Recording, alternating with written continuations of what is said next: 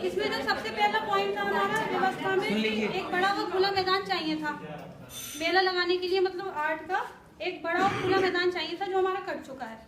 लेकिन इसके अलावा हमारे पास वाहन व्यवस्था भी है, पार्किंग की, और वाहन व्यवस्था भी है, लाउड स्पीकर की व्यवस्था है। तो हमारे पास दो हैं, एक तो हम ग्राम समाज की जगह होती है खाली पड़ी होती है, परमिशन लेके हम वहाँ पर जो है अपना जो व्यवस्था कर ली मैदान की।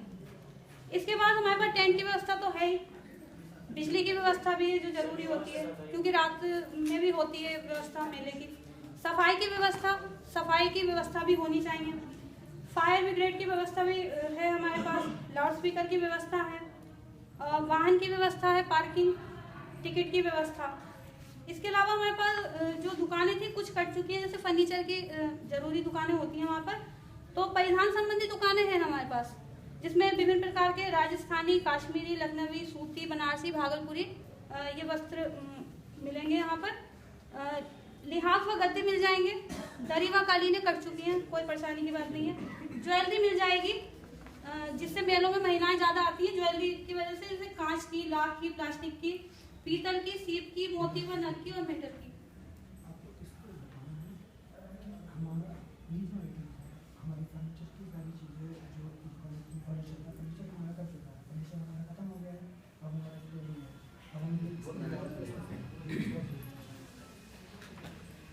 फर्नीचर हमारा कट चुका है, वैसे ही फर्नीचर के लिए ज़्यादा जगह चाहिए थी, वो हमारी मतलब खुला मैदान कट चुका है, तो उसकी जगह हम परिधान के स्टॉल लगाएंगे। परिधान का स्टॉल के बाद लिहाफ व गद्दे उसी में ही आ जाएंगे। ज्वेलरी का स्टॉल लगेगा हमारा।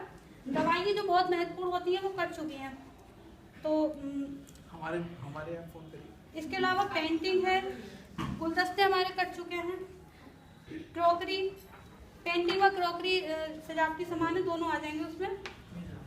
किचन से संबंधित वस्तुएं, हस्त निर्मित खिलौने हाथ से बने हुए, सजावटी सामान हमारे पास है, मिट्टी के बर्तन हैं, पत्थर से निर्मित सामान हमारा कट चुका है, लेकिन वो मिट्टी के बर्तन है क्योंकि वो उसकी जगह हो जाएगा। बेकार वस्तुओं से निर्मित कई वस्तुएं होती हैं, जैसे पेन होल्डर है, पेंटिंग है, पायदान है, और चमड़े से निर्मित सामान भी हमारे स्टॉल में है, पर्स हैं, बेल्ट, जूते और बैग।